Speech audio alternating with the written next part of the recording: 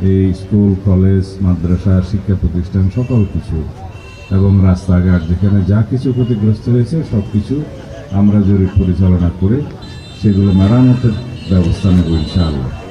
আমাদের অঙ্গীকার, আমরা সকল সময় দরিদ্র মানুষের পাশে থাকবো, এদেশের মানুষের পাশে থাকবো এবং এদেশের মানুষের ন্যায় বিচার নিশ্চিত করবো ইনশাআল্লাহ। সরকার এককভাবে সকল সমস্যার সমাধান করতে পারে না। সমাজে যারা দায়িত্বশীল, বিত্তশালী মানুষ, তারা সব সময়, এবং বেসরকারি যেগুলো সংস্থা, তারা সব সময় এই বন্যার সময় হোক, অন্যান্য প্রাকৃতিক দুর্যোগের সময় হোক, তারা ক্ষতিগ্রস্ত মানুষের পাশে দাঁড়ায়। এইটা তার একটা অংশ। শামসুল ফাউন্ডেশন সবসময় জনসভায় লিপ্ত। তারা আমাদের এই এলাকায় আজকে 20 জনকে বাড়িঘর নির্মাণ সামগ্রী, গৃহ নির্মাণ সামগ্রী প্রদানের মধ্য দিয়ে যারা খুব বেশি ক্ষতিগ্রস্ত হয়েছে, বাড়িঘর নষ্ট হয়ে গেছে, তাদের মধ্যে 20 জনকে দেওয়া হলো এবং আমি তাদেরকে ধন্যবাদ জানাই। তারা আরও এরকম তালিকা করে তাদের সাধ্যমতো এখানে গৃহ নির্মাণ সামগ্রী সহ গৃহ নির্মাণও তারা করে দেবে, তারা করবে। আর অন্যান্য খাদ্য সামগ্রী, কৃষি উপকরণ এবং অন্যান্যভাবে যারা ক্ষতিগ্রস্ত হয়েছে সেগুলো আমরা জরিপ করে সরকারিভাবে আমরা সহযোগিতা করার চেষ্টা করছি। সমন্বিতভাবে এই দুর্যোগ কবলিত এলাকার সমন্বয়ের জন্য একজন মন্ত্রী পরিষদের সদস্যকেও নিয়োজিত করা হয়েছে। তার সমন্বয়ে প্রশাসনের কর্মকর্তারা দিনরাত পরিশ্রম করে সেই সমন্বিতভাবে ত্রাণ বিতরণ এবং বিভিন্নভাবে সাহায্য সহযোগিতাটা করার উদ্যোগ গ্রহণ করেছি। ইতিমধ্যে প্রায় আমরা সমাপ্ত করেছি। আগামীতে যাতে কৃষি উৎপাদন ব্যাহত না হয় সেজন্য আমরা খুব বেশি করে এই প্রচেষ্টা নেব, যাতে কৃষি উৎপাদন, যাতে যারা ক্ষতিগ্রস্ত হয়েছে, যারা কৃষকরা, তাদেরকে সর্বতোভাবে সহায়তা করা যায়। সার, বীজ, কীটনাশক সহ অন্যান্য কৃষি উপকরণ দিয়ে তাদেরকে সহযোগিতা করা যায়। আমরা চাই দেশের কৃষি উৎপাদন যেন নির্বিঘ্নভাবে তারা সবাই অংশগ্রহণ করতে পারে কৃষি উৎপাদনে। এছাড়াও আমাদের যে খাল খনন কর্মসূচি আছে, পরিবেশ বান্ধব কর্মসূচি আছে, জলবায়ু পরিবর্তনের কারণে ক্ষতিগ্রস্ত বিভিন্ন জনগোষ্ঠী এবং অঞ্চলে আমরা যে কর্মসূচিগুলো নিয়েছি, এগুলোর মধ্য দিয়েও দেশের কৃষি উৎপাদন আশা করি দ্বিগুণ হবে। আমরা পরিবেশ প্রতিবেশও সংরক্ষণ করতে পারবো।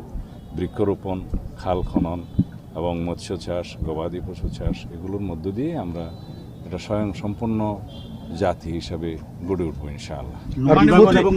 এলাকায় বেড়িবাঁধ ক্ষতিগ্রস্ত হওয়ার বিভিন্ন সময় বন্যা এবং সাইক্লোন এবং অন্যান্য প্রাকৃতিক দুর্যোগে বেড়িবাঁধ নষ্ট হওয়ার একটা প্রবণতা থাকে। এইবারও বন্যায় কিছু বেড়িবাঁধ নষ্ট হয়েছে, ভেঙেছে, ক্ষতিগ্রস্ত হয়েছে। এগুলো মেরামতের তড়িৎ ব্যবস্থা নেওয়া হচ্ছে। তবে শীতকালীন সময়ে সেটা স্থায়ীভাবে করা হবে। এখন বর্ষার সময়ে যাতে কৃষি উৎপাদন ব্যাহত না হয় এবং দরিদ্র মানুষ যাতে বন্যায় আবার উপদ্রুত না হয়, সেই জন্য আমরা ব্যবস্থা নিচ্ছি, যেটা জরুরি ভিত্তিতে। আর এই প্রতি বছর তো আপনার এই বন্যা প্রতিরোধের কোনো মহা ঔষধ আজ পর্যন্ত আবিষ্কার করা যায়নি। নদী উপকূল, সমুদ্র উপকূলীয় এলাকার মধ্যে এই সমস্ত বন্যা, জলোচ্ছ্বাস, ঘূর্ণিঝড় এগুলো থাকেই। আমাদের যে সমস্ত করণীয় তা হচ্ছে আমরা বেড়িবাঁধগুলো যাতে মোটামুটি একটা শক্তিশালী বেড়িবাঁধ নির্মাণ করে মোটামুটি স্থায়ী রূপ দিতে পারি, তাহলে বেড়িবাঁধ রক্ষা করা যায়। আর অভ্যন্তরীণ পানি নিষ্কাশনের জন্য খালের মুখ যেগুলো বন্ধ করা আছে তার মুখে স্লুইস গেট নির্মাণ করে যাতে পানি নিষ্কাশন করা যায়, সেই ব্যবস্থা আমাদের এলাকায় এই কক্সবাজার এবং বিভিন্ন উপকূলীয় জেলাতে নেওয়া হয়েছে। কিন্তু এগুলো লবণাক্ততার কারণে বিভিন্ন সময় নষ্ট হয় এবং বন্যা বা প্রাকৃতিক দুর্যোগের কারণে বিভিন্ন জায়গায় ক্ষতিগ্রস্ত হয়। এগুলো সময়ে সময়ে নির্ধারিত যে মন্ত্রণালয় এবং বিভাগ আছে, পানি উন্নয়ন বোর্ড সহ অন্যান্য মন্ত্রণালয়, সেগুলো তারা রক্ষণাবেক্ষণ করে। এটা একটা নিয়মিত ব্যাপার। এগুলো আমরা এখন অনুশাসন জারি করেছি যে পানি উন্নয়ন বোর্ড কোনো রকমের কোনো সুইচ গেট ম্যানেজমেন্টের দায়িত্বে থাকবে না। এগুলো স্থানীয় প্রশাসন, টিএনও এবং ইউনিয়ন পরিষদের চেয়ারম্যান মেম্বাররা তারা রক্ষণাবেক্ষণ করবে, যাতে করে স্থানীয়ভাবে লোকজন ক্ষতিগ্রস্ত না হয়। প্রয়োজনের সময় যাতে সুইচ গেট খোলা থাকে এবং প্রয়োজনের সময় যাতে সুইচ গেট বন্ধ থাকে, লবণাক্ততা যাতে না আসে, আর পানি নিষ্কাশনের সময় যাতে সুইচ গেট খোলা রাখে, এই ম্যানেজমেন্টটা স্থানীয় প্রশাসনের কাছে থাকবে। এই সিদ্ধান্ত আমরা নিয়েছি।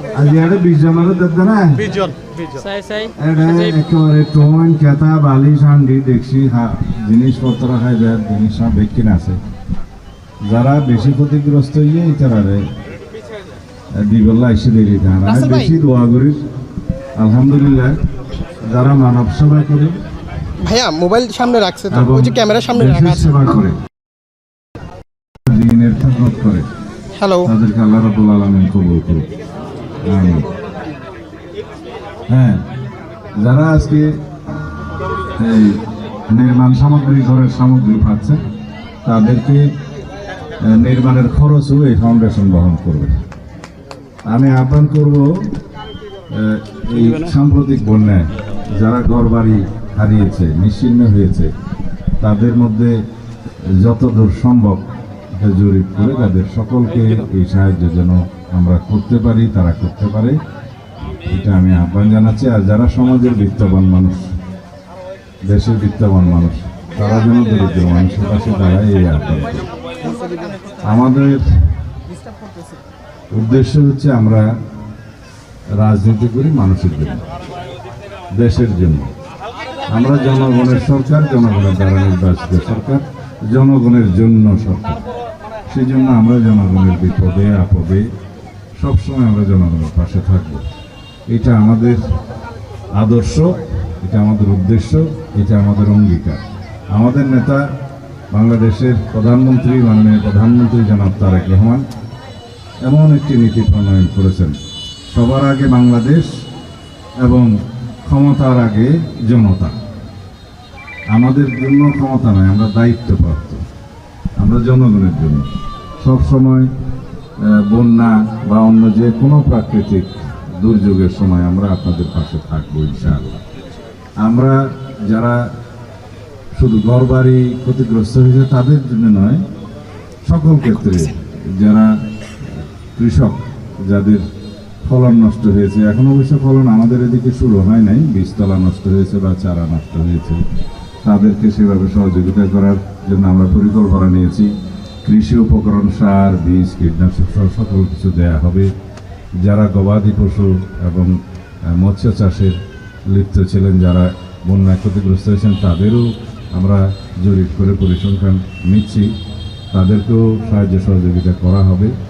এইভাবে সমস্ত জায়গায় এই স্কুল, কলেজ, মাদ্রাসা, শিক্ষা প্রতিষ্ঠান সকল কিছু এবং রাস্তাঘাট যেখানে যা কিছু ক্ষতিগ্রস্ত হয়েছে সব কিছু আমরা জরিপ পরিচালনা করে সেগুলো মেরামতের ব্যবস্থা নেব ইনশাআল্লাহ। আমাদের অঙ্গীকার, আমরা সকল সময় দরিদ্র মানুষের পাশে থাকবো, এদেশের মানুষের পাশে থাকবো এবং এদেশের মানুষের ন্যায় বিচার নিশ্চিত করবো ইনশাআল্লাহ। আপনারা দোয়া করবেন, আমাদের মাননীয় প্রধানমন্ত্রীকে দোয়া করবেন। তিনি একটি জনবান্ধব এবং দরিদ্র বান্ধব বাজেট এবার দিয়েছেন, যাতে করে কোনো দ্রব্যমূল্য বৃদ্ধি হয় নাই। এটা আমরা দেখেছি। আমরা যাতে জনগণের পাশে সর্বতভাবে থাকতে পারি সেই জন্য আমরা চেষ্টা করছি। আপনারা দোয়া করবেন ইনশাআল্লাহ। আসসালামু আলাইকুম ওয়া রাহমাতুল্লাহ।